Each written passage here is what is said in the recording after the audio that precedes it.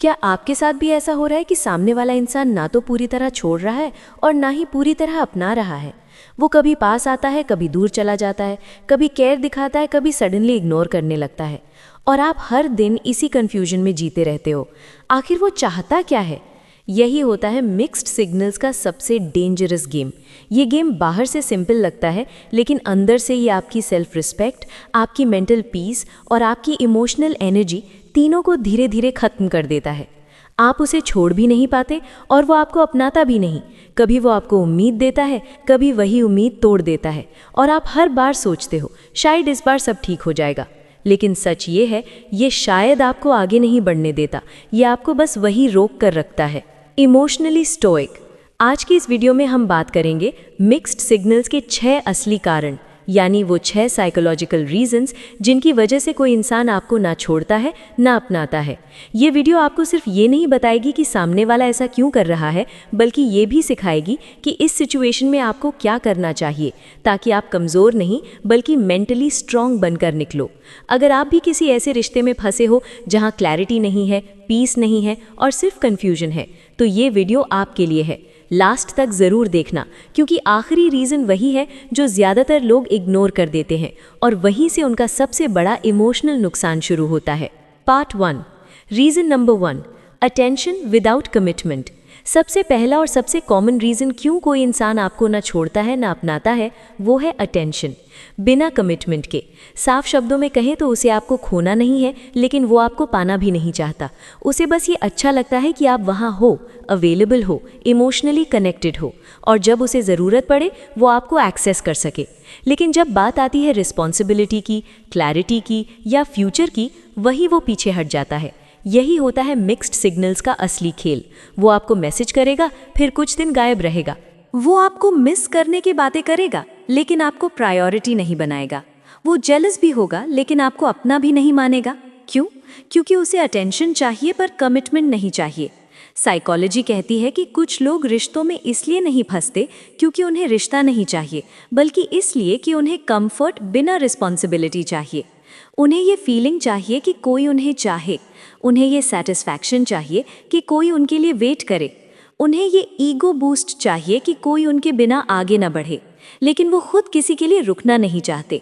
यानी वो चाहते हैं आप इन्वेस्ट करो, आप इमोशनली जुड़ो, आप उम्मीद रखो, लेकिन वो खुद सिर्फ ऑप्शंस ओपन रखना चाहते हैं।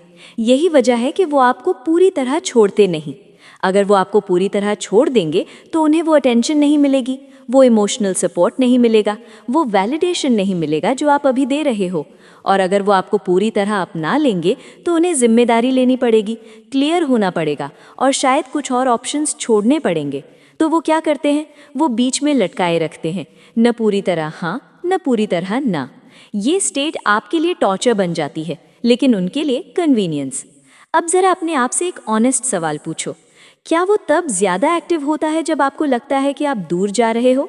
क्या वो तब सडनली केयरिंग बन जाता है जब आप उसे इग्नोर करना शुरू करते हो? अगर हाँ, तो समझ लो वो आपको चाहता नहीं, वो बस आपको खोना नहीं चाहता। ये बहुत बड़ा फ़र्क है। चाहना मतलब होता है आपकी लाइफ में जगह बनाना, आपको प्रायोरिटी देना, आपके साथ फ्यूचर के बारे में सोचना। लेकिन आपको खोना ना चाहना मतलब होता है आपको बैकअप की तरह रखना, आपको इमोशनल सेफ्टी नेट की तरह इस्तेमाल करना, और जब मन हो तब आपके पास लौट आना।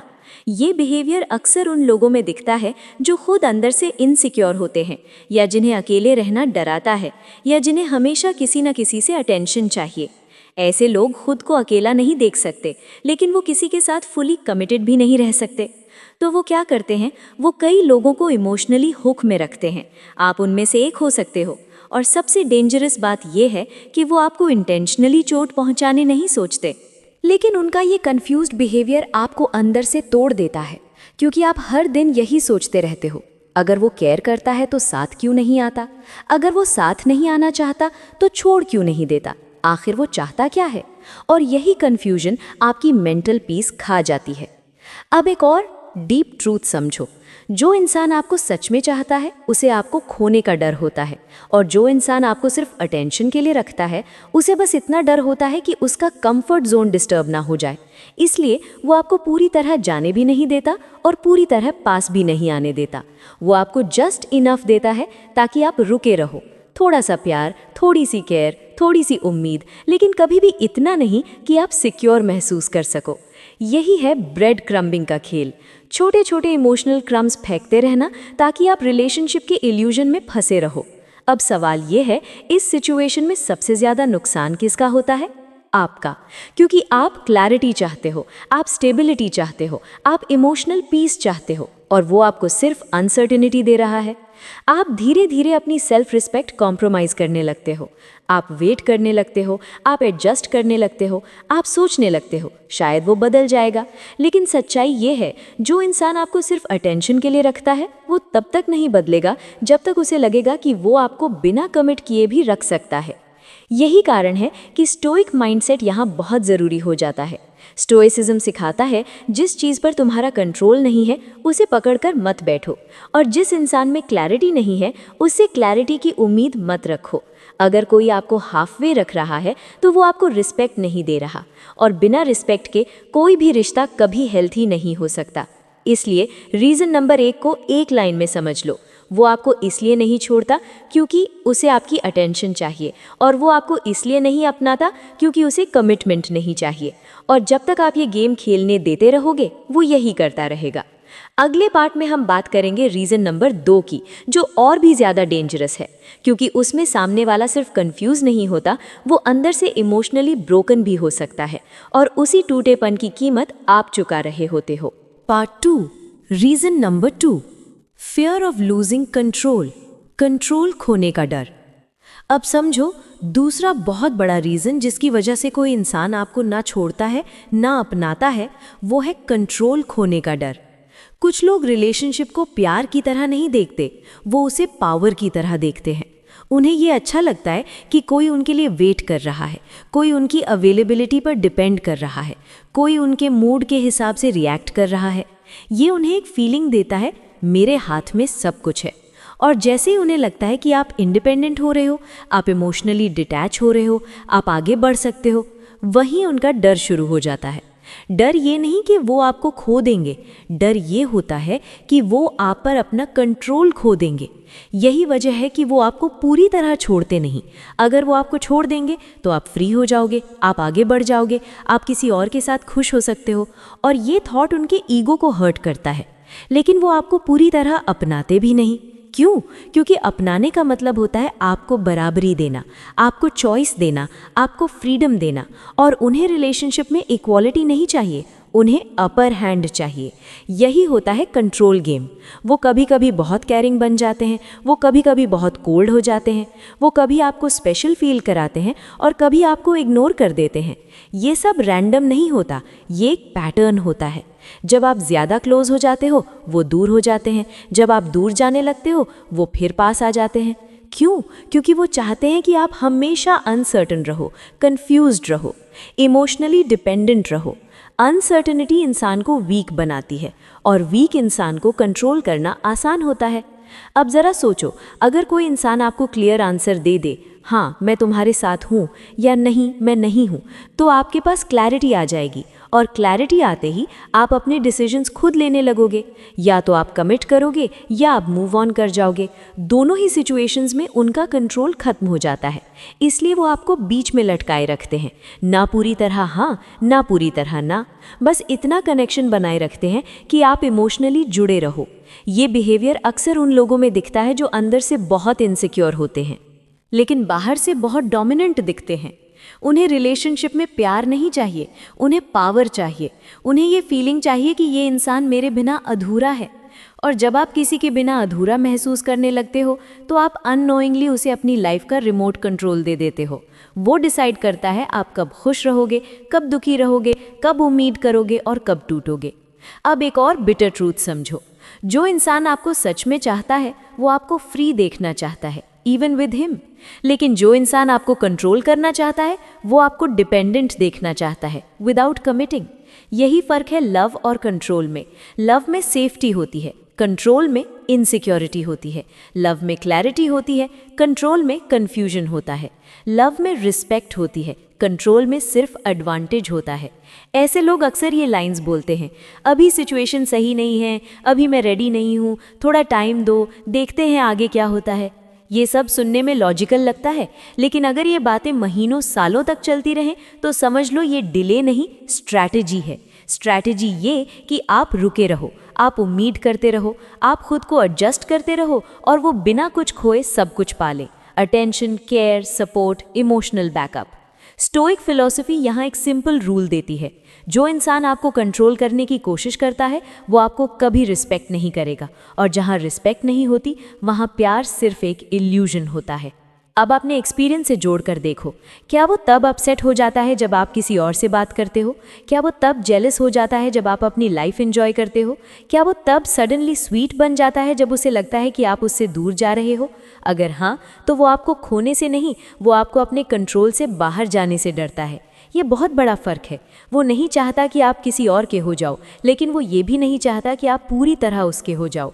वो आपको एक ग्रे जोन में रखना चाहता है, जहां आप उसके हो लेकिन वो आपका ना हो।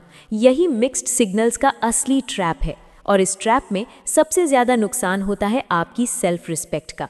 आप धीरे धीरे खुद को छोटा करने लगते हो। आप सोचने लगते हो, शायद मुझ में ही कमी है, शायद मुझे और समझदार बनना चाहिए, शायद मुझे और वेट करना चाहिए। लेकिन सच्चाई यह है, हेल्दी रिश्ता कभी भी कंट्रोल और कंफ्यूजन पर नहीं टिकता। हेल्दी रिश्ता टिकता है क्लैरिटी, रिस्पेक्ट और म्यूचुअल चॉइस पर। अगर कोई इंसान आपको चॉइस नहीं दे रहा और खुद भी क्लियर नहीं हो रहा, तो वो रिश्ता नहीं बना रहा, वो बस आपको होल्ड करके रख रहा है। और स्टोइक माइंडसेट यही कहता है, जिस जगह तुम्हारी फ्रीडम नहीं है वो जगह तुम्हारी नहीं है। अगले पार्ट में हम बात करेंगे रीजन नंबर 3 की, जहां सामने वाला ना सिर्फ कंट्रोल चाहता है, बल्कि वो खुद अपने पास्ट से इतना डैमेज्ड होता है कि वो किसी को भी पूरी तरह अपना ही नहीं पाता, और उसकी उस इमोशनल डैमेज की कीमत आप चुका रहे होते हो। Part 3, reason number 3, emotional baggage, past का बोझ। कई बार सामने वाला इंसान आपको ना छोड़ता है ना अपनाता है, क्योंकि वो खुद अंदर से इमोशनली ब्रोकन होता है। उसका आज आपके साथ जो बिहेवियर है वो हमेशा आपके बारे में नहीं होता। अक्सर वो उसके पास्ट वूंड्स, उसके फेल्ड रिलेशनशिप्स और उसके ट्रस्ट इश्यूज का रिजल्ट होता है। कुछ लोग बाहर से बहुत स्ट्रांग दिखते हैं, लेकिन अंदर से वो अभी भी किसी पुरानी धोखे, किसी पुराने हार्ट ब्रेक या किसी पुराने नुकसान में फंसे रहते हैं। और जब कोई इंसान अंदर से टूटा होता है तो वो 2 चीज़ें एक साथ चाहता है। एक तरफ उसे कनेक्शन चाहिए, उसे अकेलापन नहीं चाहिए, उसे कोई चाहिए जिससे वो बात कर सके, जुड़ा रह सके, फील कर सके कि कोई है। लेकिन दूसरी तरफ उसे कमिटमेंट से डर लगता है, क्योंकि कमिटमेंट का मतलब होता है फिर से रिस्क लेना, फिर से भरोसा करना और फिर से चोट लगने का चांस।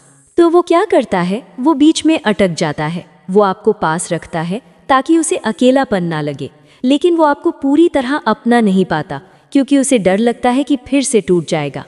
यही रीज़न है कि ऐसे लोग कभी बहुत क्लोज हो जाते हैं और कभी अचानक बहुत दूर चले जाते हैं। एक दिन वो आपको फ्यूचर के सपने दिखाएंगे, दूसरे दिन वो कहेंगे मुझे टाइम चाहिए। एक दिन वो आपको स्पेशल फील कराएंगे, दूसरे दिन वो इमोशनली अनअवेलेबल हो जाएंगे। ये इनकंसिस्टेंसी रैंडम नहीं होती, ये उनके अंदर चल रही लड़ाई का रिफ्लेक्शन होती है। उनका दिल चाहता है कि वो आगे बढ़े, उनका डर चाहता है कि वो पीछे हट जाए, और इस फाइट के बीच में फंस जाते हो तुम। अब यहाँ एक इम्पॉर्टेंट बात समझो, हर इमोशनली डैमेज्ड इंसान बैड नहीं होता। कई लोग सच में हर्ट होते हैं, कंफ्यूज्ड होते हैं और खुद भी नहीं जानते कि उन्हें क्या चाहिए। लेकिन प्रॉब्लम तब शुरू होती है जब उनकी कंफ्यूजन आपकी मेंटल पीस तोड़ने लगती है, जब उनका पास्ट आपके प्रेजेंट को रूइन करने लगता है, जब उनके डर की कीमत आप अपने सेल्फ रिस्पेक्ट से चुकाने लगते हो। ऐसे लोग अक्सर ये बातें कहते हैं, मुझे टाइम चाहिए, मैं रेडी नहीं हूँ, मैं अभी हील कर रहा हूँ, मुझे रिलेशनशिप से डर लगता है। ये बातें कुछ समय तक समझ में आती हैं, लेकिन अगर ये स्टेट महीनों या सालों तक चलती रहे तो ये हीलिंग नहीं होती, ये इमोशनल लिम्बो बन जाता है, जहाँ आप अटके रहते हो और वो भी अटके रहते हैं। लेकिन फ़र्क ये है कि आपकी लाइफ रुकी रहती है और वो बिना कमिटमेंट के भी आपकी प्रेजेंस एंजॉय करता रहता है। अब सोचो, अगर कोई इंसान सच में हील करना चाहता है तो वो या तो पूरी ऑनेस्टी के साथ रिलेशनशिप से बाहर निकलेगा या फिर पूरी ऑनेस्टी के साथ अंदर आएगा। लेकिन जो इंसान आपको बीच में लटका कर रखता है वो असल में अपना दर्द ठीक नहीं कर रहा, वो बस अपने दर्द से डिस्ट्रैक्शन ढूंढ रहा है, और कई बार वो डिस्ट्रैक्शन आप बन जाते हो। आप उसकी बात सुनते हो, आप उसे समझते हो, आप उसे सपोर्ट देते हो, आप उसके मूड स्विंग्स हैंडल करते हो। धीरे धीरे आप उसकी इमोशनल क्लच बन जाते हो। लेकिन क्लच कभी डेस्टिनेशन नहीं होता, क्रच बस सहारा होता है। और जब इंसान थोड़ा ठीक महसूस करने लगता है तो वो क्रच छोड़ भी सकता है। यही सबसे पेनफुल सच है। आप सोचते हो कि आप उसकी हीलिंग का हिस्सा हो, लेकिन कई बार आप बस उसकी टेम्पररी कंफर्ट होते हो। और क्योंकि वो अंदर से डरता है, वो आपको पूरी तरह छोड़ भी नहीं पाता। और क्योंकि वो अभी रेडी नहीं है, वो आपको पूरी तरह अपना भी नहीं पाता। तो वो क्या करता है, वो आपको होल्ड करता है, जैसे कोई सेफ्टी नेट। अगर उसकी लाइफ में सब ठीक चल रहा हो तो वो थोड़ा दूर हो जाता है। अगर वो फिर से अकेला या वीक महसूस करे तो वो आपके पास वापस आ जाता है। ये बिहेवियर उसके लिए अनकॉन्शियस हो सकता है, लेकिन आपके लिए ये इमोशनली ड्रेनिंग होता है। आप हर दिन यही सोचते रहते हो, आज वो कैसा रहेगा, आज वो क्लोज होगा या डिस्टेंट, आज मैं सेफ फील करूंगा या कंफ्यूज्ड। और ये कंफ्यूजन आपकी इनर स्टेबिलिटी को धीरे धीरे खा जाती है। स्टोइक माइंडसेट यहाँ एक बहुत क्लियर बात कहता है, आप किसी और के टूटे हुए टुकड़ों से अपना घर नहीं बना सकते। अगर कोई इंसान खुद हील्ड नहीं है तो वो आपको स्टेबिलिटी नहीं दे सकता। वो चाहे कितना भी अच्छा क्यों ना हो, वो चाहे कितना भी केयरिंग क्यों ना दिखे, अगर वो अंदर से ब्रोकन है और हेल्प लेने को तैयार नहीं है तो उसका डैमेज इवेंचुअली आपको भी हर्ट करेगा। अब इसका मतलब ये नहीं कि आपको हर वुंडेड इंसान को छोड़ देना चाहिए, लेकिन इसका मतलब ये ज़रूर है कि आपको अपनी बाउंड्रीज और अपनी मेंटल हेल्थ को पहले रखना चाहिए। आप हीलर बनकर किसी के साथ रह सकते हो, लेकिन सैक्रिफाइस बनकर नहीं। आप सपोर्ट दे सकते हो, लेकिन खुद को खोकर नहीं। अगर कोई इंसान सच में आपको चाहता है तो वो अपने डर के बावजूद आपके लिए स्टैंड लेगा, वो क्लैरिटी लाएगा, वो रिस्पॉन्सिबिलिटी लेगा। और अगर वो ऐसा नहीं कर रहा तो चाहे रीज़न उसका पास्ट हो या उसका पेन, आपको ये मानना पड़ेगा कि अभी वो आपको वो नहीं दे सकता जो आप डिज़र्व करते हो। और यही रीज़न नंबर 3 है, वो आपको इसलिए नहीं छोड़ता क्योंकि उसे आपका साथ अच्छा लगता है, और वो आपको इसलिए नहीं अपनाता क्योंकि वो अपने पास्ट के डर से बाहर नहीं निकल पाया है। अगले पार्ट में हम बात करेंगे रीज़न नंबर 4 की, जहां सामने वाला सिर्फ डर या पेन से नहीं बल्कि अपनी ईगो और ऑप्शंस की वजह से आपको बीच में लटकाए रखता है। और वो रीज़न बहुत ज़्यादा कॉमन भी है और बहुत ज़्यादा डेंजरस भी। पार्ट 4, रीज़न नंबर 4, ईगो और ऑप्शंस का गेम। कई बार कोई इंसान आपको ना छोड़ता है ना अपनाता है, क्योंकि वो प्यार में नहीं, अपनी ईगो और ऑप्शंस के खेल में फंसा होता है। उसके लिए रिश्ता एक इमोशनल बॉन्ड नहीं होता, उसके लिए रिश्ता एक स्टेटस सिंबल होता है। एक ऐसी चीज़ जो ये साबित करे कि देखो, मेरी लाइफ में लोग हैं जो मुझे चाहते हैं। ऐसे लोगों को अकेले रहने से ज़्यादा डर नहीं लगता, उन्हें डर लगता है कि कहीं उनकी वैल्यू कम ना हो जाए। उन्हें ये जानकर अच्छा लगता है कि उनके पास चॉइसेस हैं, कि वो किसी एक पर डिपेंड नहीं है। और आप कई बार उन्हीं चॉइसेस में से एक बन जाते हो। वो आपको छोड़ता नहीं, क्योंकि अगर वो आपको छोड़ देगा तो उसके ऑप्शंस कम हो जाएंगे। और वो आपको अपनाता नहीं, क्योंकि अगर वो आपको अपना लेगा तो उसे बाकी ऑप्शंस छोड़ने पड़ेंगे। यही है ईगो का ट्रैप। उसका ईगो चाहता है कि उसे ये फील हो, मेरे पास लोग हैं, मेरे पास चॉइस है, मैं चाहूँ तो जा सकता हूँ, चाहूँ तो रह सकता हूँ। लेकिन किसी एक इंसान के लिए पूरी तरह खड़े होना उस ईगो को अनकंफर्टेबल कर देता है। क्यों? क्योंकि कमिटमेंट का मतलब होता है एक डिसीजन लेना, एक डायरेक्शन चुनना और बाकी सबको छोड़ देना। और ईगो को डिसीजन से डर लगता है, क्योंकि डिसीजन लेने का मतलब होता है रिस्पॉन्सिबिलिटी लेना। ऐसे लोग अक्सर बाहर से बहुत कॉन्फिडेंट दिखते हैं, लेकिन अंदर से वो वैलिडेशन हंग्री होते हैं। उन्हें बार बार ये फील करना होता है कि वो डिज़ायरेबल हैं, कि लोग उन्हें चाहते हैं, कि उनकी डिमांड है।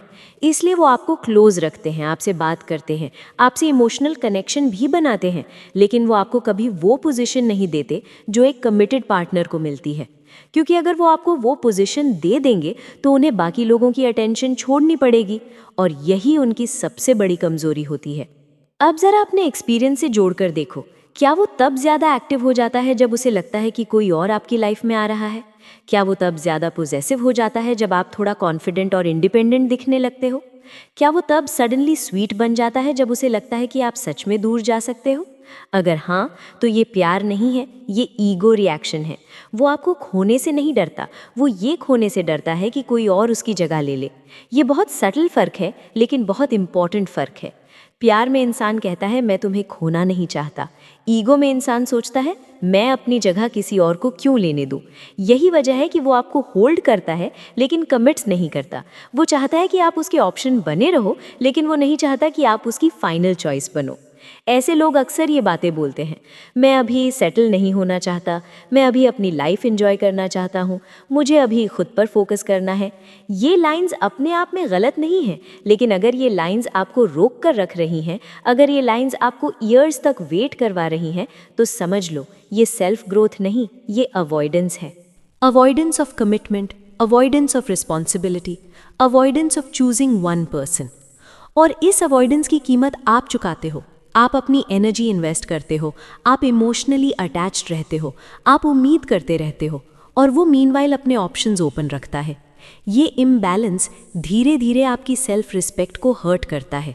आप सोचने लगते हो क्या मैं इनफ नहीं हूँ, क्या मुझ में कुछ कमी है, क्या मैं उसे कन्विंस नहीं कर पा रहा। लेकिन सच्चाई ये है, इशू आपकी वैल्यू का नहीं है, इशू उसके ईगो और फियर ऑफ लिमिटिंग ऑप्शंस का है। कुछ लोग इसलिए कमिट नहीं करते क्योंकि उन्हें लगता है कि कमिटमेंट से उनकी फ्रीडम चली जाएगी। उन्हें लगता है कि अगर उन्होंने एक इंसान चुन लिया तो वो कुछ खो देंगे। लेकिन वो ये नहीं समझते कि हर चॉइस में कुछ छोड़ना पड़ता है, और हर चीज़ को ओपन रखना अक्सर किसी भी चीज़ को डीप नहीं बनने देता। स्टोइक माइंडसेट यहाँ बहुत क्लियर है। जो इंसान हर दरवाज़ा खुला रखना चाहता है वो कभी किसी एक कमरे में शांति से नहीं बैठ पाता। अगर कोई आपको सिर्फ ऑप्शन की तरह रख रहा है तो वो आपको उस रिस्पेक्ट से कभी नहीं देखेगा जिस रिस्पेक्ट की आप डिज़र्व करते हो।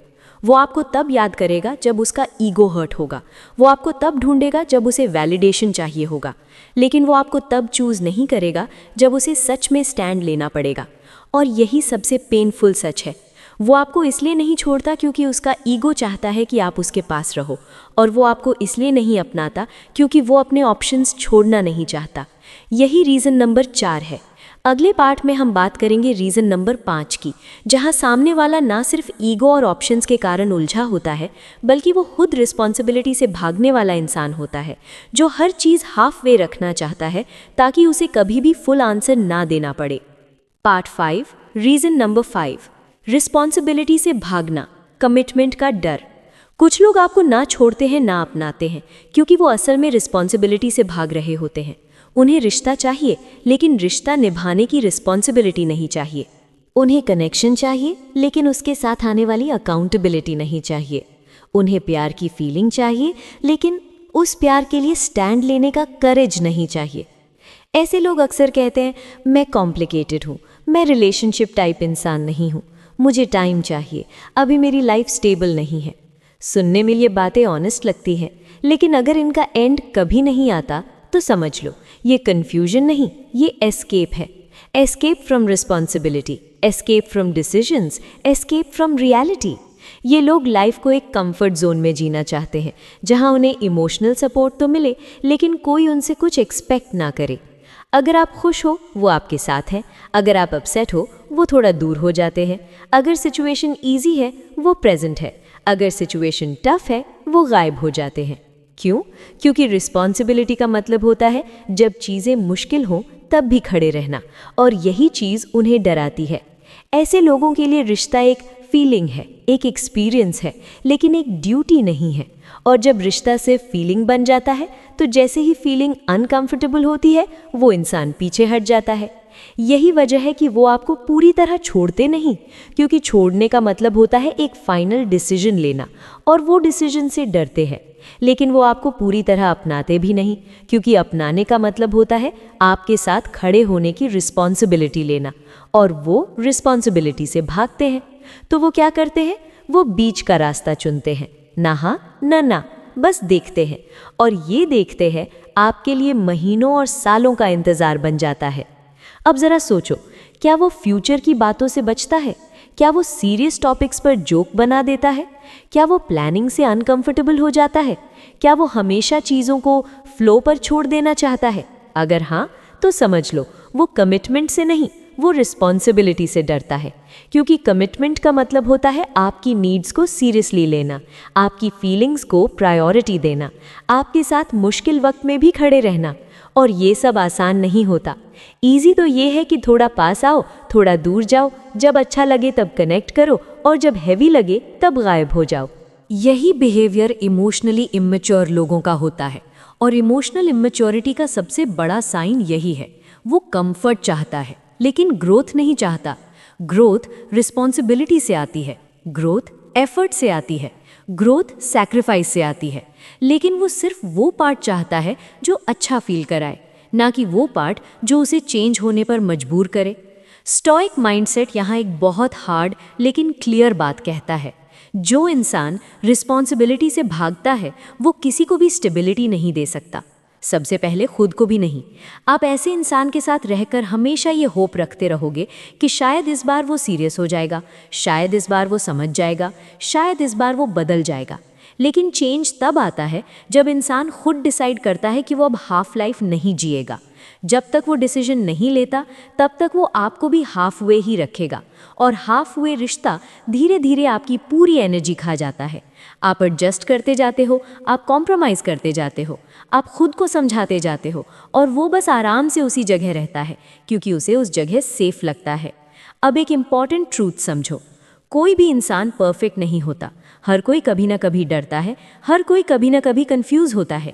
लेकिन जो इंसान सच में केयर करता है वो अपने डर के बावजूद रिस्पॉन्सिबिलिटी लेता है। और जो इंसान बार बार रिस्पॉन्सिबिलिटी से भागता है वो असल में आपको ये बता रहा होता है कि वो अभी भी बॉय मोड या गर्ल मोड में जी रहा है, अडल्ट चॉइसेस लेने के लिए रेडी नहीं है। इसका मतलब ये नहीं कि वो बुरा इंसान है, लेकिन इसका मतलब ये ज़रूर है कि वो आपके लिए वो इंसान नहीं है जो आपको स्टेबिलिटी दे सके। और यही रीज़न नंबर 5 है। वो आपको इसलिए नहीं छोड़ता क्योंकि वो डिसीजन नहीं लेना चाहता, और वो आपको इसलिए नहीं अपनाता क्योंकि वो रिस्पॉन्सिबिलिटी नहीं लेना चाहता।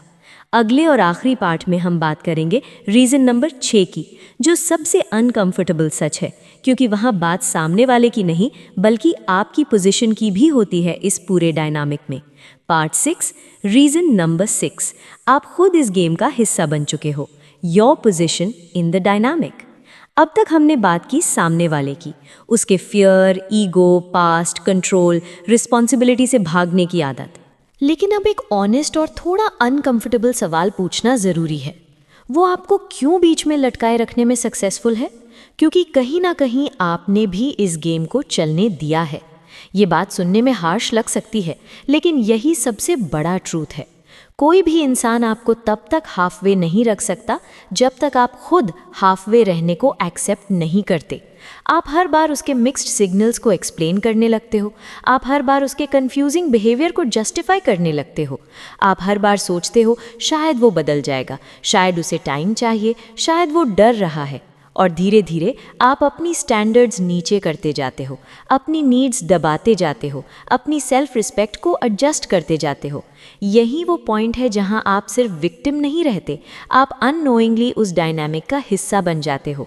सामने वाला सीख जाता है कि वो आपको क्लैरिटी दिए बिना भी रख सकता है, वो आपको कमिट किए बिना भी अटेंशन पा सकता है, वो आपको अनसर्टेन रखकर भी आपको खोए बिना चला सकता है। और ये सब इसलिए पॉसिबल होता है क्योंकि आप वहाँ अवेलेबल रहते हो। अब एक डीप ट्रूथ समझो, लोग वही बिहेवियर रिपीट करते हैं जो उन्हें रिजल्ट देता है। अगर कोई इंसान आपको हाफ ट्रीटमेंट देता है और फिर भी आप वही रहते हो तो उसके दिमाग में ये पैटर्न सेट हो जाता है, मुझे चेंज करने की ज़रूरत नहीं है, ये वैसे ही रुका रहेगा। यही रीज़न है कि वो आपको ना छोड़ता है ना अपनाता है, क्योंकि उसे दोनों का फ़ायदा मिल रहा है। अब यहाँ ईगो की बात नहीं है, यहाँ बात है बाउंड्रीज़ की।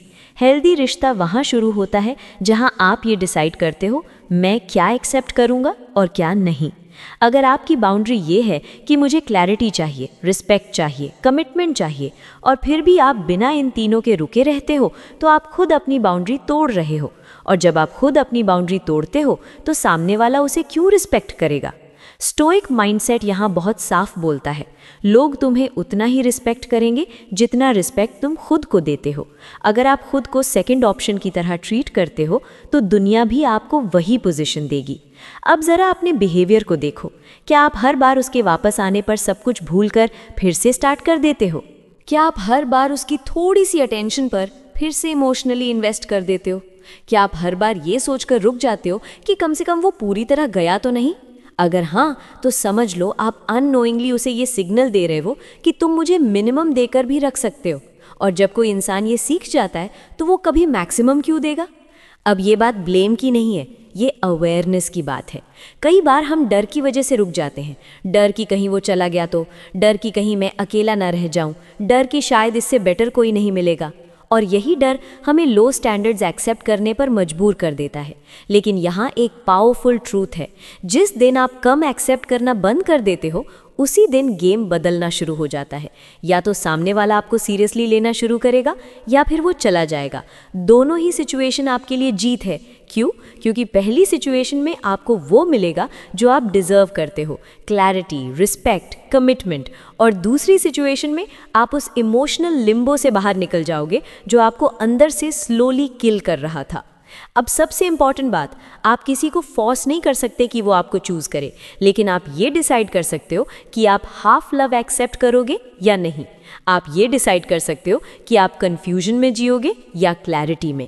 आप ये डिसाइड कर सकते हो कि आप कन्वीनियंस बन के रहोगे या प्रायोरिटी बनोगे।